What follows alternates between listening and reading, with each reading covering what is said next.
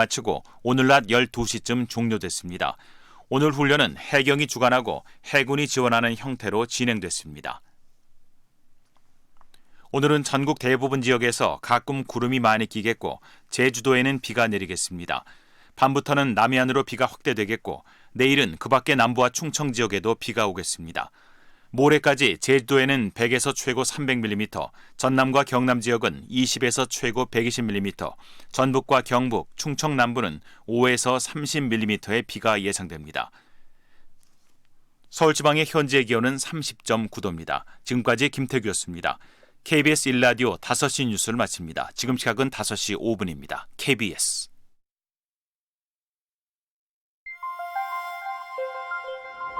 대한민국 중심 채널 KBS 1라디오 Listen, everyone.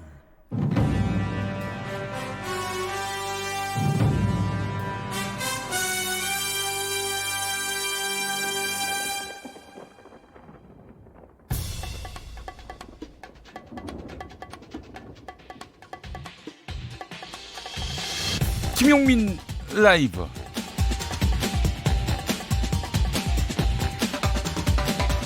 (2019년 8월 26일) 월요일입니다. 안녕하십니까, 김용민입니다. 삼가 옷깃을 여미며 5.18 광주 민주화운동 희생자분들의 영령에 명복을 빕니다. 진심으로 희생자와 유족분들께 사죄드리며 광주 5.18 민주화운동의 정신을 가슴 깊이 새기겠습니다. 노재헌. 네, 노재헌 씨는 노태우 전 대통령의 아들입니다. 노재헌 씨가 오늘 광주 국립 5.18 민주묘지를 방문해 방명록에 남긴 글귀 방금 소개해드렸는데요. 아울러 노재헌 씨는 광주 영령이 안장된 묘역에서 무릎 꿇고 참배했습니다. 이 자체로도 의미가 있습니다. 5.18 당시 신군부 지도자의 직계 가족 중 처음으로 묘역에 참배한 것이거든요. 노재헌 씨는 아버지 노태우 전 대통령이 국립 5.18 민주묘지를 참배하고 싶다는 의사를 수차례 밝혔다고 전했습니다. 노태우 전 대통령은 1979년 12.12 사태 이후 전두환 씨가 대통령이 될 때까지 온갖 국가 권력을 휘두른 신군부의 핵심이었습니다. 그러나 노태우 전 대통령은 재임 중에 광주 사태였던 것을 광주 민주화운동으로 승격시켰고 광주 시민의 명예를 회복하기 위해서 애쓴 흔적이 있습니다. 물론 10여 년 전에 낸 회고록에서 광주 민주화운동이 촉발된 원인에 유언 비어가 있었다. 광주 중국 문화혁명에 비하면 광주 민주화운동은 아무것도 아니다라는 회고록 내용으로 논란의 주인공이 된 바도 있었는데요. 그러나 뒤늦게나마 광주 영령 앞에서 참회하는 자세를 보인 것이 맞다면 평가할 만합니다. 그래서 광주 법정에 가서 이거 왜 이래? 라면서 큰 소리 외쳤던 5.18 학살의 주동자, 아마도 5.18 발포 명령자에게 시선이 쏠립니다. 기회가 많이 남은 것 같지 않습니다. 부디 저승에서 광주 영령을 만날 때에는 최소한의 염치는 장착합시다. 전제국 씨 아버지, 당신의 저녁은 아침보다 똑똑하다. 여기는 김용민 라이브입니다. 대한민국에서 가장 겸손한 스피커가 되고 싶습니다. 여러분은 지금 KBS 1라디오를 듣고 보고 계십니다. 영상으로도 함께하고 계신데요. 유튜브 KBS 1라디오 계정 그리고 김용민 TV로 함께하실 수 있습니다. 유튜브 검색창에 KBS 1라디오 또는 김용민 라이브 검색해 주시기 바랍니다. 이번 주가 8월의 마지막 주입니다. 2019년의 8월의 끝, 뜨거운 한 주. 네, 9월이 오면은 이제 가을이 오는 건가요? 네, 김용민 라이브와 오늘도 함께해 주시기 바라겠습니다. 주파수 고정 7시까지.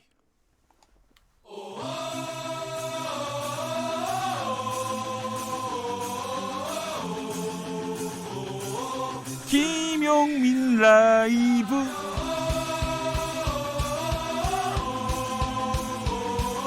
매일 오후 5시 5분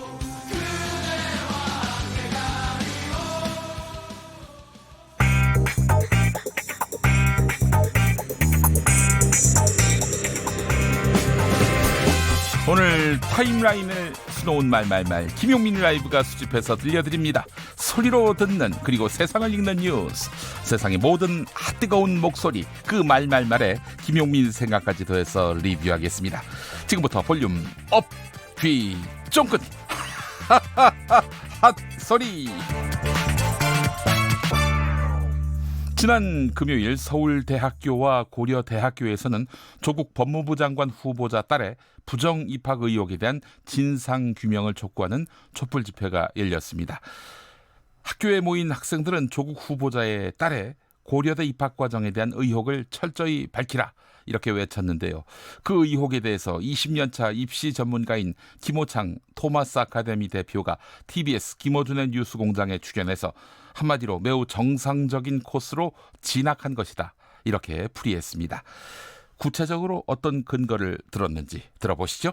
그러니까 사실 이 학생 같은 경우는 내신을 하면서 밤새기도 하고 거기다가 또 뭐 저 모의고사 공부도 하기도 하고 학교에서 하는 주제 발표도 하기도 하고 동아리 활동도 하고 봉사 활동도 하고 독서 활동도 하는 성실한 과정들을 가지고 갔고 그게 60%라고 하는 생기부 그 반영 비율이 들어갔단 말이에요. 그러니까 그걸로 그렇게 해서 걔가 받았던 내신 성적과 그다음에 얘가 열심히 땄던 그 어학 성적이죠. AP 세 개를 제출했다고 하던데. AP 세 개를 받았던 그 어학 성적과 해서 그걸로 들어간 학생이에요. 매우 정상적인 케이스고 매우 열심히 하고 성실한 학생이라고 할 수 있겠죠. 부정 입학이 아닌 학생이라는 건 너무나 명백했어요. 한편 백승주 자유한국당 의원은 조국 법무부 장관 후보자에 대한 실망감을 드러냈습니다. 그리고 조국 후보자의 최근 행보에 대해서 권력에 대한 집착이 무섭다. 이런 의견도 밝혔습니다. CBS 김현정의 뉴스쇼 인터뷰 일부입니다. 본인의 문제를 아이의 문제로 전환시키는 데에도 좀 실망했습니다. 그 아이는 무한 보호해야 되거든요. 그런 측면에서 본인한테 제기된 여러 가지 문제, 자질의 문제를 아이의 문제를 전환하는 데 대해서 부모로서 저게 할 도리인가 이런 생각을. 어제는 근데 본인의 문제라고 또 인정하긴 했습니다. 아니, 그 부분은 예. 조금 실망스러웠고 좀 권력 의지가 참 생각보다 무서울 정도로 강하구나. 권력에 대한 집착이 강하구나. 또 믿는 데가 확실히 있구나. 어떤 논란이 제기돼도 예. 대통령이 지명을 강행할 것이고 난 그 역할을 할 것이다. 이런 느낌이 들었고요.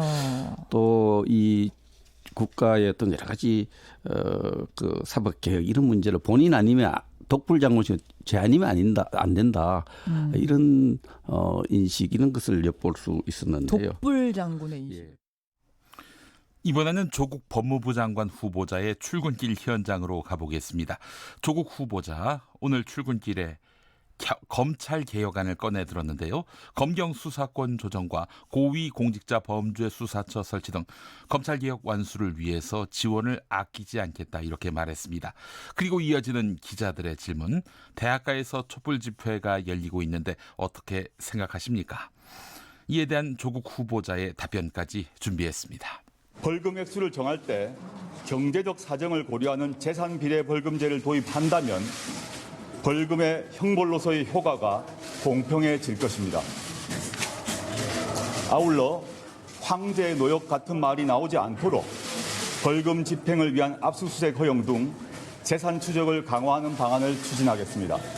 범죄 수익을 환수할 수 있는 중대범죄를 확대함은 물론 피의자 조사 전에 범죄 수익을 먼저 동결시키는 새로운 수사 방식을 도입하고 범인이 도망하거나 사망하여 유죄 판결을 받을 수 없는 경우에도 범죄 수익을 몰수할 수 있는 독립몰수 제도의 도입을 적극 검토하겠습니다. 국가가 국민을 상대로 제기하는 소송을 절제하도록 하겠습니다. 대학가에서는 촛불 집회가 열리고 있고 최근 여론조사에서는 대통령에 대한 부정적인 평가가 처음으로 50%를 넘었는데 대통령과 정부의 부담으로 작용하고 있다는 평가에 대해서는 어떻게 생각하십니까? 겸허히 받아들이고 성찰하겠습니다. 김용민 라이브. 정부의 한일 군사정보보호협정 이른바 지소미아의 종료 결정에 대해서 국민 다수가 긍정적으로 평가한다는 조사 결과가 나왔습니다. 정세현 전 통일부 장관 역시 지소미아 종료에 대해서 외교적으로 이득이다 이렇게 밝혔습니다. TBS 김어준의 뉴스공장 인터뷰 일부입니다. 그러니까 우리 국민들이 이번 일을 계기로 해서 우리도 이제 미국의 말만 듣지 않아도 말을 듣지 않아도 그렇게 바로 보복당하지 않는구나. 지금 미국이 지금 중립을 유지하고 있고 뭐 트럼프 대통령은 아베 그런 간청에도 대꾸를 안 하지 않았어요. 그러니까 우리 국민들이 이제 외교에 있어서 우리도 우리 목소리 내고 우리 국가 이익을 계산하는 토대 위에서 미국과 협상하고 일본에 대해서도 따질 것 따지고 들어가야 된다. 아, 그럴 수 있는 준비가 돼 있는 정부구나. 그리고 앞으로도 어떤 정부가 됐든 간에 이제 우리가 해방된 지 지금 벌써 75년인데 세계적으로 국제적으로 세계 11대 경제대국 되지 않았어요? 이 정도 되면은 우리도 이제 할 말을 하고 살아야 되는구나. 김용민 라이브. 영국 가디언지에 이어서 미국 유력 신문인 워싱턴 포스트가 도쿄 올림픽 방사능 문제를 제기했습니다. 하지만 일본 정부는 여전히 엄격한 방사능 기준에 따라 식품 안전과 올림픽 경기장의 안전을 철저히 점검하고 있다. 이렇게 말하면서 세계의 우려를 근거 없는 것으로 일축하고 있습니다. 자, 그렇다면 일본의 학자들은 도쿄올림픽 방사능 문제를 어떻게 생각하고 있을까요? KBS 1라디오 김경래의 최강시사에 출연한 일본의 핵물리학자 전 교토대 원자력연구소의 고이대 히로아키 조 교수는 이렇게 말합니다. 원자력 긴급 사태의 국가가 올림픽 개최라니 이것은 매우 어리석은 짓이다.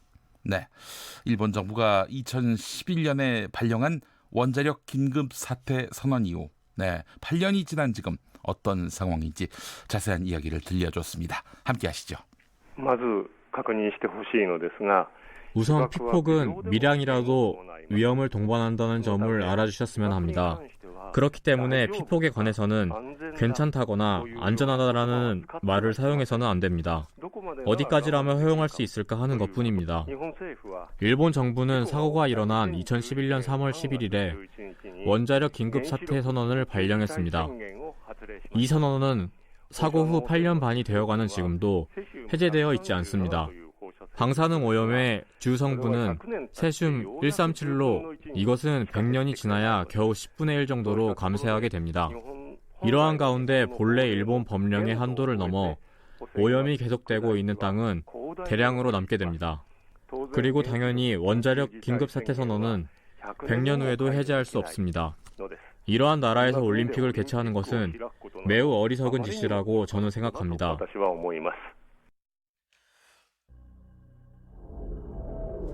듀스의 우리는 듣고 오겠습니다.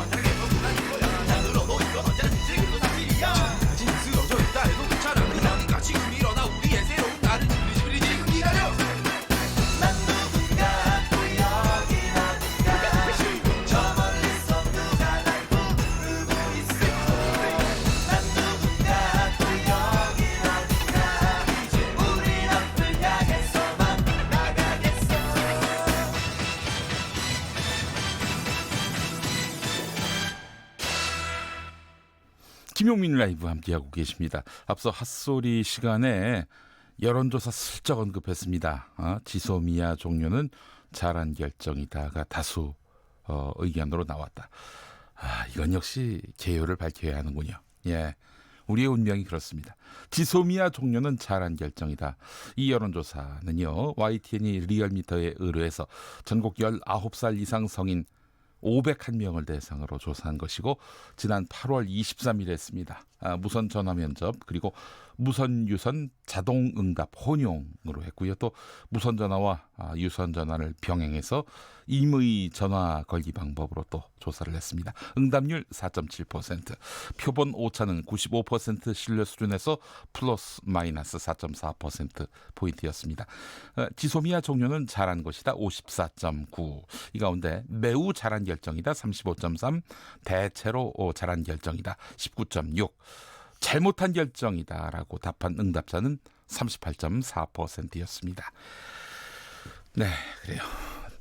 K72864181 이런 닉네임 쓰시는 분, 가을 부르기만 해도 기분이 좋아지네요. 네, 가을이 옵니다, 여러분. 네, 교통정보센터 잠깐 다녀오겠습니다. 오수미 씨. 네, 이 시각 교통정보입니다. 작업의 여파로 정체가 심한 구간들 있습니다.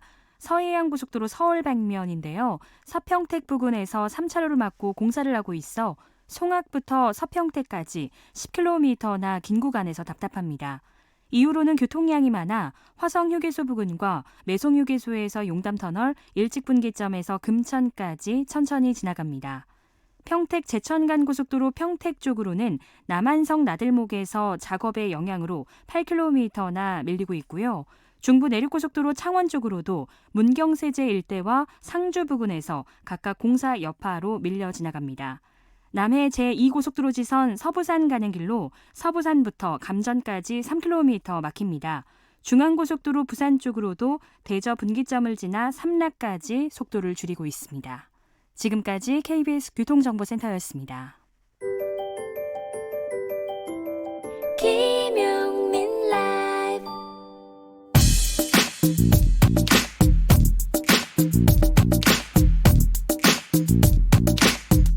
쏙 인터뷰. 귀에 쏙 맘에 쏙 쏙쏙쏙 인터뷰 시간입니다. 오늘 달러 환율이 다시 치솟았습니다. 반면 홍콩 주가는 3.3% 폭락. 중국 위안화는 11여 년 만에 최저 수준으로 급락. 미국과 중국의 무역 전쟁이 격화되고 있는 가운데 나타난 결과입니다. 아시아 금융시장이 또한 출렁이고 있습니다. 그리고 아시아를 비롯해 글로벌 경기가 더욱 악화될 것이다. 이런 전망도 나오고 있는데요. 자세한 상황 살펴보도록 하겠습니다. 정철진 경제평론가가 소상히 해설해 드립니다. 나와 계시죠? 네, 안녕하십니까. 정철진입니다. 네, 스튜디오 모시기가 참 쉽지 않습니다. 우리 정철진 평론가님. 네. 예. 출연료 조금 더 드릴 테니까 나오세요 좀. 네, 알겠습니다. 예. 네. 자, 아시아 금융시장이 심하게 출렁이고 있습니다. 중국 상하이 종합지수, 홍콩 항생지수, 도쿄 증시, 아시아 시장이 크게 흔들렸는데 지금 상황은 어떻다고 봐야 됩니까?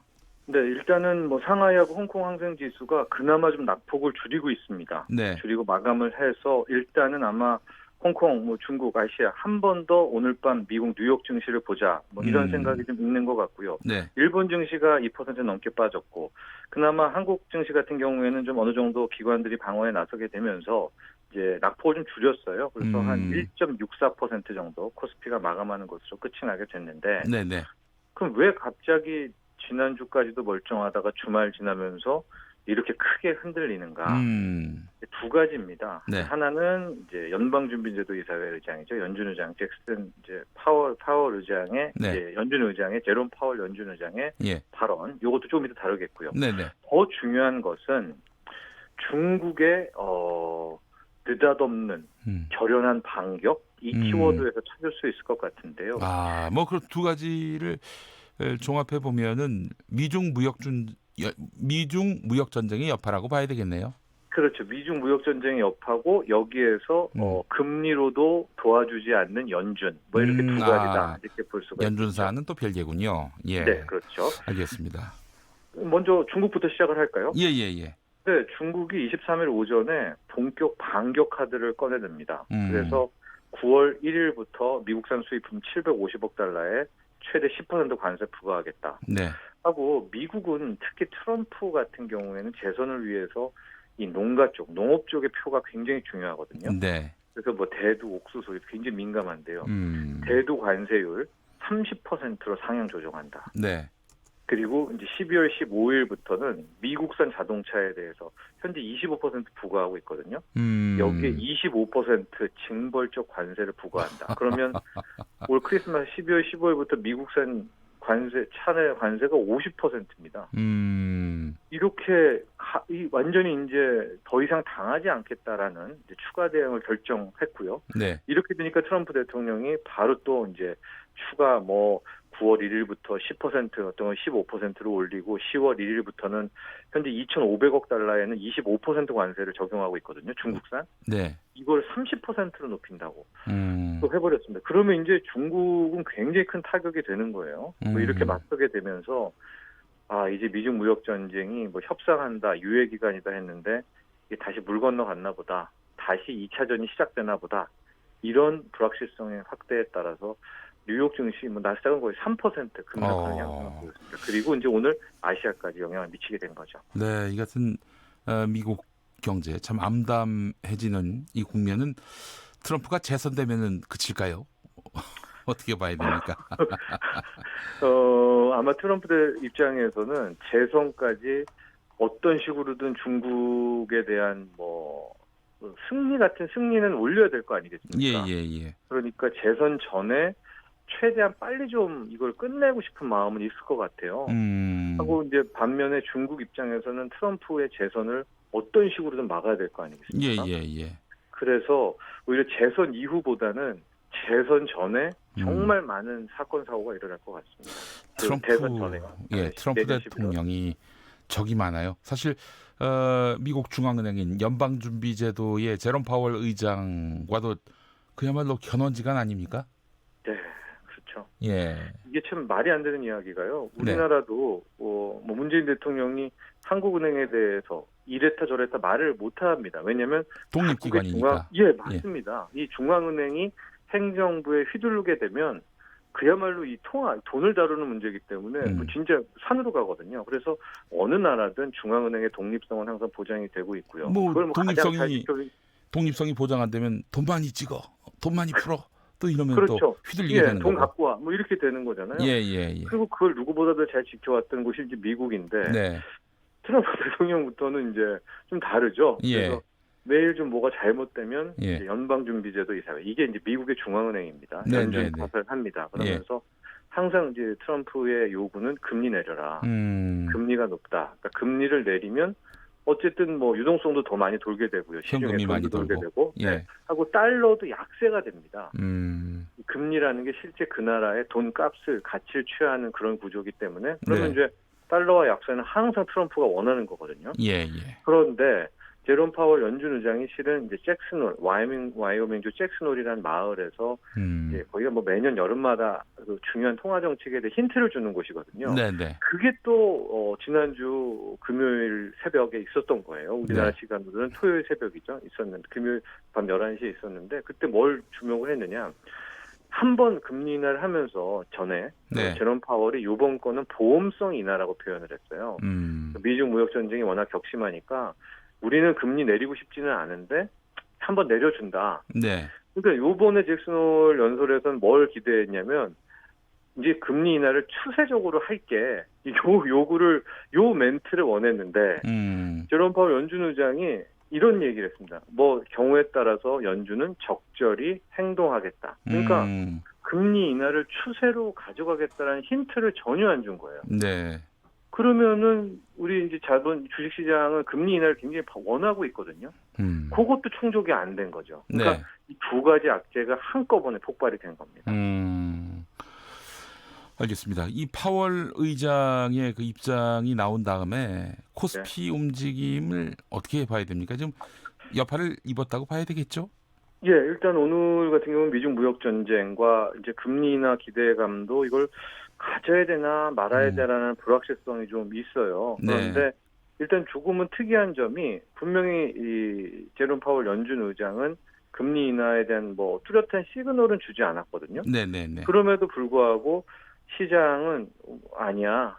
말은 저렇게 하고도 당장 9월에는 금리를 내릴 거야라는 이런 점치는 의견이 훨씬 더 높아졌습니다. 그러니까 아마도 이렇게 해석한 것 같아요. 뭐 여러 가지 해석들이 있지만 지금 트럼프 대통령이 맨날 연준 보고 금리 인하해 이러는데 네. 거기다 놓고 마치 제롬 파월, 그러니까 중앙은행장이 뭐 그럴 추세적 금리 인하를 하겠습니다라고 하면 굴복하는 느낌이잖아요. 그렇죠. 그래서 네, 말은 좀 이렇게 세게 했지만 9월에는 이제 인하할 거다. 뭐 이렇게 지금 받아들이고 있는 것 같은데. 글쎄요, 그건 또 9월 가서 봐야 되는 것이요. 이 미국의 중앙은행이랑 이 연방준비제도이사회 FRB가 그렇게 호락호락한 곳이 아닙니다. 역사를 돌아보면 뭐 대통령 더 위에 뭐 세계 꼭대기에 있는 뭐 그런 역할들을 많이 해왔었거든요. 그래서 네. 실제로 또 9월에서 행보는 봐야 됩니다. 근데 또 트럼프가 가만히 있지 않을 거란 매일 말이죠. 심심할 때마다 수입폭탄 그 중에 하나는 맨날 연준 혼내는 그 올려요. 그러니까 예. 뭐 그건 뭐 매일 올라간다고 보면 됩니다. 그 파월도 압박을 느끼는 거 아니겠습니까? 추가로 이제 느끼겠죠. 인하하려는 움직임을 보이는 거 보니까 말이죠. 그렇습니다. 자, 그렇다면은 이 평소대로 연준은 아무것도 하지 않았다. 미국의 더 큰 적은 시진핑인가 파월인가. 아유. 이런 거침없는 말들을 쏟아내고 있는데 결국 파월이 여기에 뭐 굴복하다시피 할 것 같고 근데 이제 또 우리 정철진 평론가 말씀은 연방준비제도가 그렇게 만만한 곳은 아니다 이렇게 말씀하고 계시고 9월이 주목되네요. 예. 네, 그렇습니다. 개인적으로는 9월에는 어떤 결정이 나올 것 같으세요? 트럼프가 항상 무슨 어떤 테크닉을 좀 쓰냐면은요. 잘한 일이 있을 때는 다 자기가 했다고 하고 그렇죠. 못되고 잘못된 일 같은 경우에는 희생양을 하나 두거든요. 예. 그러니까 지금 경기가 안 좋고 주가가 빠지는 거에 대해서는 연준을 딱 일단 동구 아니에요. 그걸 매일 언론에 노출시키니까 우리 시청자분들도 뭐 전국 세계 사람들이 주가 빠지면 연준 때문에 주가 빠진다라고 생각이 좀 들잖아요. 매일 하니까 금리 안 내려서 좀 그런 테크닉이 있는데 저는 9월에는 좀 안타깝지만 미중 무역 전쟁이 한 번 더 격화될 것 같습니다. 네. 예, 트럼프도 어쨌든 승부수를 띄워야 된다고 보고 중국도 이렇게 강경하게 나오는 것이 어쨌든 포석이 있는 것 같거든요. 네. 그래서 미중 무역 전쟁은 한 번 더 격화된다 이렇게 봐야 될 것 같고 여기에 저 키워드 한 가지 말씀드리면 위안화입니다. 위안화. 예, 위안화가 현재까지는 중국이 뭐 의도적으로 약세 정책을 취하고 있다라고 하는데 자칫 이걸 더 약세로 밀어버리면 그러니까 미국이 그러니까 위안화를 공격하는 식으로 가게 될 경우에는 지금 뭐 중국의 외채, 뭐 중국 기업의 부채도 만만치가 않거든요. 네, 국영 네. 기업들의 예. 이런 것을 혹시 또 미국이 공격할 수 있지 않을까 여기에 대한 가능성 염두에 둡니다. 자, 그렇다면은 우리에게 어떤 여파가 미치느냐 여기 이제 관심이 쏠리는 건데 미중 네. 무역 전쟁이 더 확전되고 네. 또 미국의 연준이 금리를 또 인하한다면은 우리에게는 어떤 그 시그널이 또 보이게 될지 어떻게 전망하십니까? 저는 미중 무역 전쟁은 굉장히 우리에게는 악재고요. 네. 특히 위안화가 약세로 가게 되면 현재 원화는 위안화와 같이 움직입니다. 그래서 환율 원달러 환율이 크게 오르게 될 수가 있을 거예요. 그런데 우리에게 이제 환율 트라우마가 있잖아요. 환율이 갑자기 급등해 버리면 뭐 외국계 자금의 이탈 뭐 이런 것들 때문에 실은 외환 시장을 굉장히 많은 주목을 해야 된다 이렇게 보고 있고 또 하나 가장 큰 걱정이 미중 무역 전쟁이 격화되는 시점을 노려서 일본이 어쨌든 8월 28일부터 이제 백색 국가 제외가 본격 시행되거든요. 네네. 예, 그 틈을 이용해 가지고 우리에게 뭐 추가 뭐 부품 뭐 거래 제한이라든가 이걸 또 추가 공격이 들어올 경우에 우리의 전선은 크게 이제 두 가지로 나누게 되는 거 아니겠습니까? 네네. 미중 무역 전쟁에 따른 피해, 또 일본이 들어오는 이 개별적인 공격을 좀 막아야 되는 이런 것들이 좀 있기 때문에 당분간은 좀 긴장 모드로 우리가 대응을 해야 될 것 같습니다. 우리 애청자분들이 미일 무역 협상에 대한 관심이 뜨겁습니다. 김선미 님이요. 아베가 트럼프한테 옥수수 샀다면서요. 네. 중국이 안 사가지고. 맞습니다. 예, 맞아요. 예. 중국이 지금 농산물을 딱 공략한 거죠. 트럼프의 약점을 알고. 그래서 사주기로 한 거 다 안 사고 대두 같은 거 지금 관세 30% 매기는데 뭐 진짜면 난리 나거든요. 그랬더니 아베가 뭐 싹 다 옥수수를 샀다고 NHK를 비롯해서도 일본 내 언론에서 좀 왜 이렇게 굴욕적이냐. 네. 중국이 안 사주니까 일본이 사냐 뭐 이러는 건데 일본이 의도가 있겠죠. 이제 그렇게 미국한테 뭐 그것도 하고 지금 농산물만 사주는 게 아니라 중국이 조금씩 팔고 있는 미국 국채도 지금 일본이 다 받아주고 있거든요. 아, 그래요? 미국 국채도 사주고 있고 예.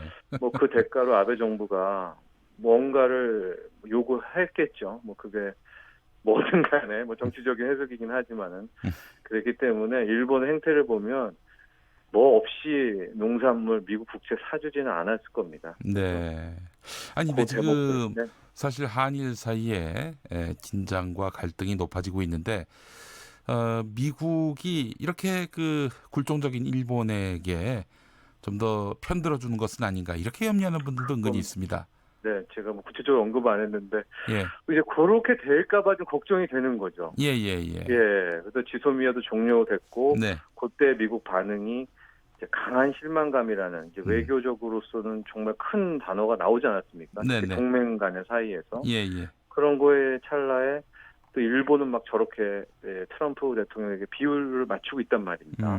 그러니까 방금 우리 앵커도 얘기한 것처럼 우회적인 불이익이 오지 않을까 이제 이런 걱정이 좀 있는데요. 홍남기 경제부총리가 어쨌든 뭐 그런 부분은 뭐 대비하고 있다 없을 것이다 또 이렇게 또 얘기는 했습니다.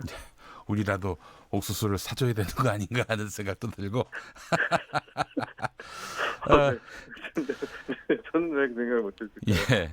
네. 찰리 최님, 세계 경제는 앞으로 수축 경제로 보호 무역으로 자국 시장 보호하는 길을 택할 텐데 수출이 주력인 우리나라가 제일 걱정이네요라고 말씀하셨습니다. 네, 그렇습니다. 지금 봐도 타격 입은 곳이 한국, 일본, 독일이 어쨌든 다 직격탄을 지금 맞고 있거든요. 네. 전형적으로 세계 교역, 미중 무역 전쟁으로 교역이 축소되면서 그 유탄을 맞고 있는데요. 네. 결국 이기는 건 참 원론적이긴 한데 그 누구도 따라잡지 못하는 기술 우위입니다. 네. 그거밖에는 지금 현재로서는 없는데 뛰어야죠. 다시 열심히 뛰어야죠. 알겠습니다. 자, 속 인터뷰 지금까지 정철진 경제평론가와 함께했습니다. 오늘 말씀 잘 들었습니다. 감사합니다.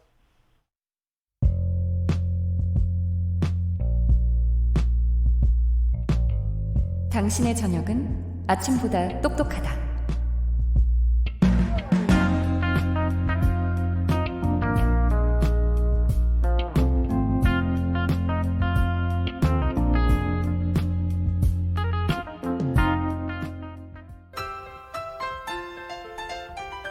네, 여러분 안녕하십니까? 용용 엄기용입니다. 석석 불러보겠습니다. 석석. 네, 석석 오창석입니다. 저는 오늘 국회 앞에 나와 있습니다. 방금 전에 속보가 들어왔다고 하는데 그 소식입니까? 네, 그렇습니다. 조국 법무부 장관 후보자의 청문회 날짜가 드디어 나왔습니다. 지난주에 우리가 그 내용을 가지고 언제 청문회할지 예측한 바 있는데요. 그래서 결과는 청문회 날짜는? 그 날짜는 10초 후에 말씀드리겠습니다. 말씀드리는 순간 조국 후보자가 나오고 있습니다. 아니 그런데 갑자기 바지를 무릎피까지 걷고 있는데요. 왜죠? 국민 여러분, 더 많이, 더 세게 회초리를 들어주십시오. 성대모사 준비 잘 못했습니다만 앞으로도 쭉 내몰라라 하지 않겠습니다. 낮은 포복으로 임하겠습니다. 그리고 모든 것은 청문회에서 밝히겠습니다. 미세 뉴스 보세요. 오늘의 뉴스는 드디어 결정된 청문회 그 날짜는? 여기 중점이 더 들어가야 돼요. 중점이 더 들어가야 돼. 그러면은 완벽할 것 같은데. 뭔가 좀 더 먹어야 돼. 근데 급히 준비한 것처럼 굉장히 좋았다. 좋았어요. 이게 일단 네. 바탕이 좋았는데 거기 이 중점을 넣어야 됩니다. 마치 제 목소리에서 더 낮게 해야 됩니까? 그럼요. 중점이 들어가야 돼. 중점 우퍼가 들어가야 돼요. 우퍼. 예. 마치 한화갑 전 의원이 새소리를 집어넣으면 김대중 전 대통령이 되듯이 말이죠. 예, 안녕하십니까. 한화갑입니다. 여기다 새소리를 딱 넣어가지고. 예, 안녕하십니까. DJ입니다. 예. 네. 어떻습니까? 앞에 목소리는 안철수 전 대표 목소리 같습니다. 네. 알겠습니다. 자, 시사평론가 김수민 씨, 오창석 씨와 함께하겠습니다. 자, 조국 후보자 인사청문회 일정이 드디어 나왔습니다. 다음 주 2일, 9월 2일, 네. 9월 3일 이틀이죠? 그렇죠. 예. 조국 후보자 청문회 날짜 내기를 했습니다. 자, 그래서 이제 8월 29일에 김수희 평론가 예측을 했습니다. 네, 8월 29일이 김용민 MC가 예측한 날이었죠. 그래요? 네. 여기 대본에 다 써 있는데. 네. 자, 그러면 우리 석석은 언제로 예측했죠? 제가 그때 미국 동부 시간으로 8월 30일. 이거 많이 배웠구나 나한테. 그래봤자 안 됩니다. 김수희 평론가 맞췄어요. 9월 2일이라고 네, 했습니다. 저도 완벽하게 맞추지 못했기 때문에 반성을 하겠습니다. 왜 완벽하게 못 맞췄어요? 제가 9월 2일이라고 예측을 했었죠. 하지만 9월 2일 내지 3일이었습니다. 네, 제가 아직 모자란 것 같습니다. 완벽하네요. 완벽하게 맞췄어요. 네, 몰라라 하지 않겠습니다. 9월 2일 혹시 미국 동부시가 9월 2일은 아니고. 알겠습니다. 네. 예. 혹시 음력 9월 2일 아니었습니까? 아닙니다. 아닙니다. 저 양력 세대입니다. 알겠습니다. 양력 세대. 자, 9월 2일과 9월 3일 다음 주 월요일, 화요일 이틀 동안에 실시하기로 합의했으니 민주당에서 청문회가 열리지 않을 경우에 국민청문회를 열겠다고 했는데 그건 없었던 얘기가 되겠네요. 네, 그렇습니다. 네. 일단은 2일, 3일 이렇게 조금 늦춰서 실시하는 방향으로 그렇게 가고 이제 정의당 쪽에서도 국민청문회에 대해서는 부정적인 입장이었거든요. 어쨌든 중요한 거는 국회의원들이 국민의 대표 아니겠습니까? 네네네. 그렇다면 인사청문회를 해야 될 의무가 있는 것이고, 네. 예, 그렇다면 국회 안에서 청문회를 여는 것이 바람직하지요. 사실은 국회가 청문회를 열지 않는다는 전제로 국민청문회가 추진됐었으니까 국회가 열기로 한 이상 그건 없던 얘기가 될 텐데 사실 좀 압박을 받긴 했을 거예요. 국회에서 열지 않으면은 국민청문회 연다. 이게 좀 압박 수단이 되지 않았을까요? 압박은 되었을 겁니다. 국회의원들이 직무를 유기하는 거 아니냐. 네. 호불호 찬성 반대를 떠나서 청문회는 해야 된다. 이런 여론이 압도적이기 때문에 이렇게 잡는 것이 늦게나마 당연하다고 보겠습니다. 네, 알겠습니다. 자, 조국 후보자 인사청문회 준비단이 정의당을 방문했어요. 네, 정의당이 소명 요청서를 발송을 한 바 있기 때문에 이에 대한 응답으로 인사청문회 준비단이 정의당을 방문을 했습니다. 김후곤 법무부 기획조정실장이 나왔는데요. 심상정 대표는 사법개혁의 핵심은 만 명만 법 앞에서 평등한 것이 아니라 만인이 평등한 사회를 만드는 것이다. 그런 관점에서 검증하겠다라고 했고요. 윤소아 원내대표는 그동안 있었던 여러 가지 문제 제기에 대해 진솔하게 물을 것이다. 성심성의껏 답변해서 국민들이 궁금증을 푸는 단초가 마련되길 바란다고 강조를 했습니다. 김우곤 실장 측도 겸허하게 성찰하면서 고칠 점과 설명드릴 것이 뭔지 열심히 보고 있고 모자란 부분은 성심성의껏 준비해서 다시 소명하겠다라고 밝혔습니다. 조국 후보자한테 질문안을 쓴 정의당 인사가 바로 박원석 정책위 의장입니다. 본인이 썼다고 밝혔는데 이따 2부에 나옵니다. 2부에 나와서 그 조국 후보자 측의 답변이 어떠했는지 또 물어보도록 하겠습니다. 오창석 평론가가 준비한 소식은 뭡니까? 네, 조국 후보자가 연일 의혹이 쏟아지고 해명도 하고 있는데요. 그러면서 이제 공약을 내놓기 시작을 했습니다. 검찰개혁 정책 구상을 내놨는데요. 검찰 내부에서는 기존의 내용을 그대로 재탕했다라는 분위기도 있습니다.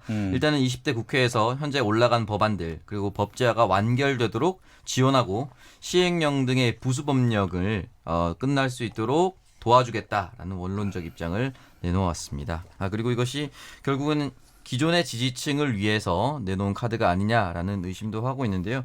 거기에 대해서 이제 2급 부분뿐만이 아니라 재산 비례 벌금 제도라든지 현재 추징되지 않은 벌금들이 있습니다. 추징 환수 제도를 강력하게 한다든지 재심을 검찰이 직접 할 수 있게 한다든지 친권 상실 역시 검찰이 또 직접 할 수 있게 한다든지 국민들이 조금 더 쉽게 검찰에게 다가올 수 있는 법안들도 담겨져 있는 것으로 알려졌습니다. 네, 알겠습니다. 자, 이에 대한 검사들의 반응은 좀 상당히 부정적인 걸로 알고 있어요. 조국 후보자가 제시한 검찰 개혁안과 관련해서 또 청문회 때 논의가 되겠네요. 자, 김수민 평론가 다음 소식 뭡니까? 네, 군 당국이 한일 군사정보보호 협정 지소미아의 종료에 따라서 일본으로부터 제공받는 북한의 미사일 관련 정보 이것이 군의 분석에 영향을 미칠 정도는 아니다라고 밝혔습니다. 최현수 국방부 대변인이 오늘 정례 브리핑에서 밝힌 건데요. 이번에 이제 북한의 미사일 발사에 대해서 뭐 한일 양국 간의 어떤 정보 내용이 갖는 가치에 대해서 구체적으로 말씀드리는 경우는 거의 없었다. 뭐 그걸 가지고 자세하게 브리핑할 수는 없다라고 전제를 하면서도 일본이랑 정보를 주고받기는 하지만 분석에 영향을 미칠 정도의 것은 아니다. 그래서 이제 안보 공백이 발생할 정도는 아니다라는 그런 우려를 불식시키는 발언을 했습니다. 네. 일본 측이 북한 미사일 정보를 나름대로 분석을 했는데 뭐 우리만 못하다 이런 얘기죠? 네, 그럴 수밖에 없죠. 그렇습니다. 그리고 이제 이번에 일본에서 먼저 분석 결과를 발표하긴 했는데 그 발표 시점이 빠른 거지 분석이 늦은 건 아니다라는 것이 전문가들의 많은 지적입니다. 네, 그게 사실 주말 동안 발표를 하고 나서 그 정보를 다시 우리 측에 요구했다는 기사가 나왔습니다. 네네. 그러니까 이제 포착 시점이 있고 나서 미국과 한국은 이 정보를 분석하고 있는 시기에 우리가 지소미아 종료 이후에 정보가 부족하지 않다는 걸 알리기 위해서 일단 확인 먼저 이제 기사를 낸 거죠. 속보로 기사를 내고 그 내용은 후에 우리에게 물어봤었다. 그러니까 정보는 우리가 더 많이 가지고 있었다. 그렇게 볼 수도 있습니다. 근데 한일 군사정보 보호협정이 말이죠. 11월까지 유효한 거예요. 네네. 11월 이후에 이제 종료한다는 거지. 이게 뭐 당장 8월 24일자로 끊어지는 게 아니니까 뭐 지금은 정보를 서로 교환해도 되는 그런 시기이기도 합니다. 그래서 저희 우리 쪽에 이제 요청했던 거죠. 네, 알겠습니다. 자, 다음 소식. 독도와 울릉도에서 동해 영토 수호 훈련이 열렸는데 아무래도 또 바다니까 바다 방어는 또 우리 오창석 평론가가 담당하고 있어요. 네. 일단 명칭이 독도 방어 훈련에서 동해 영토 수호 훈련으로 명칭이 바뀌었습니다. 네. 이틀 동안 진행이 됐었는데요. 어제였던 첫날에는 해군 주도의 군사적 대응을 중심으로 진행이 됐습니다. 네. 역시나 해군 1함대 그리고 세종대왕함 등등의 전력들이 참여를 했고 공군 역시 함께 참여를 했습니다. 육해공 항공기 10대가 대거 참여했고 이튿날인 오늘은 특정 세력이 이끄는 민간 선박에 대응하는 해경 주도의 비군사적 대응 훈련을 시작을 했습니다. 이 비군사적 대응 훈련 같은 경우는 일본 내에서 독도가 일본 땅이다라고 얘기하는 자위대가 아닌 민간 세력이 독도로 들어올 수도 있습니다. 네. 그걸 대비한 훈련이라고 보시면 될 것 같습니다. 그렇군요. 근데 지금 독도는 경찰이 지킵니까? 해경이 지킵니까? 아니면 해군이 지킵니까? 해경이 지킵니다. 해경이요? 네. 왜 해군이 안 지키죠? 일반 영토 관할이기 때문에. 그렇습니까? 네. 군대가 지키면은 분쟁 지역으로 국제사회에 인식될 수 있기 때문에 그렇군요. 아주 자연스럽게 여느 영토처럼 그냥 주둔하면서 경찰이 지키는 것으로 돼 있죠. 공익근무요원이 지키면 글쎄 더 자연스러워 보일 수도 있겠는데. 네. 그리고 사실은 이제 주둔을 하려면 특정한 항구가 필요합니다. 군함이 들어가기에는 독도 자체가 워낙 적기도 하고 동해상에 떠 있는 섬 자체가 울릉도 독도 외에는 거의 없습니다. 그렇네요. 동해상에. 그렇기 때문에 해군 같은 경우는 동해상에 있는 그 연안에 항구를 두고 군 항구를 두고 이제 기동 훈련을 하는 거죠. 네. 공익근무요원이 사회복무요원으로 이름을 바꿨다는 건 알고 있는데 귀에 착착 와닿는 건 역시 공익근무요원이 아닌가. 본인이 하실 때. 그렇습니다. 공익근무요원. 제가 거의 초기 태초의 공익입니다. 네. 이 땅에 천지가 창조된 이후로 최초의 공익이에요. 제가. 알아야 됩니다, 여러분들. 네. 대단하십니다. 제 앞까지는 방위였는데 저부터 이제 공익이었어요. 간발의 채로 방위관 제 친구가 있습니다. 그래요? 그렇습니다. 좀 일찍 가면 그렇게 됐나요? 그렇죠. 저희 거의 제 앞에서 끊어졌어요. 방위로. 그래서 공익입니다. 앞으로 공익적인 삶을 살기로 다짐했기 때문에 공익으로 제가 끊었습니다. 알겠습니다. 독도에 또 이런 비밀이 거기 숨어 있었군요. 네, 참고로 울릉도에는 해군이 있습니다. 울릉도는 해군이 있고, 울릉도는 확실한 우리 영토니까. 독도도 확실한 우리 영토. 그렇죠. 죄송합니다. 대단히 위험한 발언을. 제가 깜짝 놀랐어요. 약간 불확실한 영토라고. 아까 분쟁 지역이라고. 분쟁 지역이 아니기 때문에. 분쟁 지역이 아니니까. 다시 말씀드리면 독도에 항을 만들 수 있는 충분한 공간이 없기 때문에. 이 사람들이 지금 날 콜로 보내려고. 나 참 이건. 독도는 확실한 명실상부한. 되돌릴 수 없는, 돌이킬 수 없는 대한민국 영토입니다. 그렇습니다. FM 102.5MHz 100와트로 KBS 포항방송국 1라디오가 거기서 방송되고 있는 대한민국 영토입니다. 네. 자, 거듭 말씀드리면서 예. 자, 김수희 평론가 다음 소식은 뭡니까? 네, 홍대 앞 일본인 여성 폭행 동영상과 관련해서 경찰이 본격적인 수사에 착수를 했습니다. 오늘 마포경찰서 관계자는 해당 남성을 폭행 혐의로 입건하고 모욕 혐의도 수사 중이고 출석 요구를 하고 있다라고 밝혔고요. 그 전날에는 일본인 여성, 피해 여성을 불러서 2차 조사를 했습니다. 네. 이 여성은 이제 해당 한국 남성 이제 자신의 일행을 쫓아오면서 추궁거려서 거부를 했더니 욕설을 퍼붓고 폭행했다 이런 취지로 진술했다고 알려졌고요. 조사 도중에 좀 어지러움을 호소해서 병원으로 또 이송된 것으로 알려졌습니다. 그러니까 이제 한 남성이 위협적으로 뒤따라오면서 일본인과 여성을 비하하는 표현과 욕설 이게 영상에 담겼다는 거죠. 네, 그렇습니다. 그리고 뭐 가격하는 것은 아니고 네. 머리채를 휘어잡는 이것도 물론 폭력입니다만 예. 거기까지는 사진이라든지 동영상으로 또 나와 있는 것이고 네. 이 해당 남성은 뭐 언론과 인터뷰에서 뭐 어떻게 하다가 그렇게 시비가 붙게 됐는데 네. 좀 잘 해결됐다. 네. 그리고 자기가 미안하다, 죄송하다라고 밝히면서 자기도 일본을 싫어해서 그런 건 아니다라고 해명을 했었습니다. 근데 여기에 대해서 피해 여성 측에서는 그 정도 수준이 아니었다. 일본인에 대한 혐오였다. 아니요. 일본인에 대한 혐오는 아닐지라도 폭력이 좀 더 심했고 먼저 와서 좀 추근덕거렸다. 네. 그리고 서로 간에 어떤 뭐 야유가 오고 가다가 폭행으로 번진 거 아니냐 이런 얘기가 있었지만 피해 여성 쪽에서는 그게 아니었다라고 반론을 했죠. 네. 어떤 형태의 폭력이든 그 정당화될 수가 없어요. 네. 그럼요. 그리고 이제 양쪽의 말을 종합하면은 네. 한일 간 외교 갈등하고 관련된 건 아닌 것 같아요. 예. 네.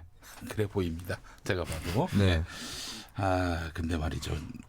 이거는 뭐 두둔할 여지가 없네요. 이런 폭행은 그렇습니다. 예, 용납이 안 됩니다. 자, 오창석 평론가. 다음 소식은 뭡니까? 네, 일본에도 여러 성향의 언론들이 있습니다. 극우 성향의 산케이 신문이 트럼프 씨 한국의 분노라는 아주 자극적인 제목의 기사를 달았습니다. 네. 내용을 좀 살펴보면은 현재 프랑스에서 개최 중인 주요 7개국 G7 정상회의에서 한국 정부를 도널드 트럼프 대통령이 비판했다라는 내용인데요. 여기에 대해서 안전보장에 관한 토의 중에 트럼프 대통령이 한국의 태도는 심하다.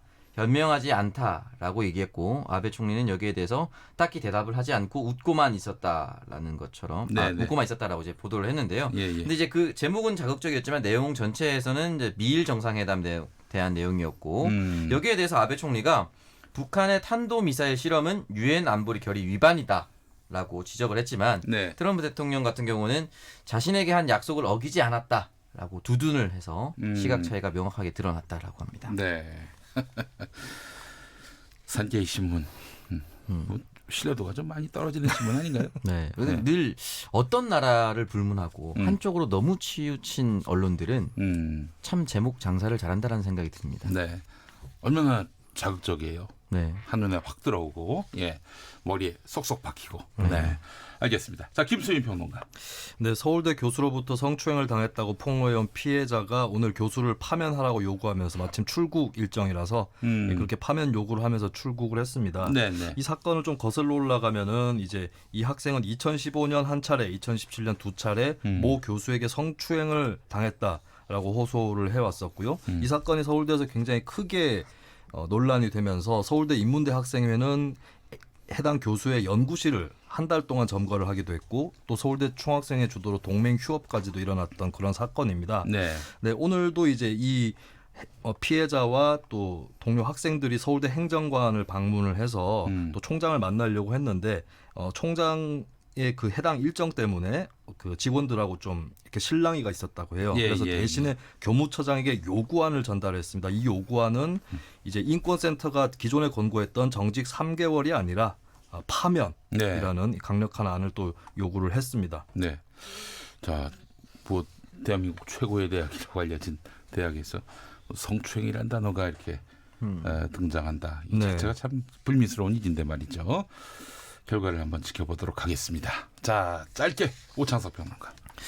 네, 그 트럼프 대통령의 고정 지지층이라고 볼 수 있는 팜벨트, 그러니까 미국 중서부의 농업 지도에 표심을 잡아야 됩니다. 네. 그래서 여기에서 난 옥수수를 일본에서 구입하기로 했다는 보도가 나왔습니다. 그렇다.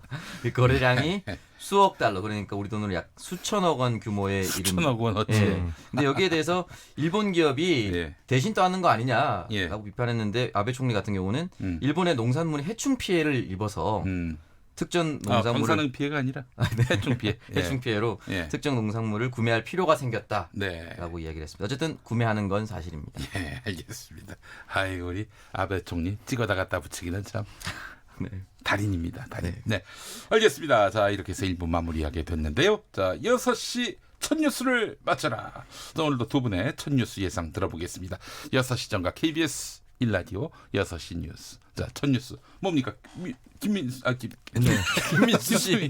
네. 김수희 조국 후보자 인사청문회 다음 달 실시된다. 다음 2일, 달. 3일 네, 실시 일정에 대한 보도가 나올 것 같습니다. 월화. 네. 알겠습니다. 사실 저도 그거 생각했거든요. 예. 사실 이거 말고는 없습니다.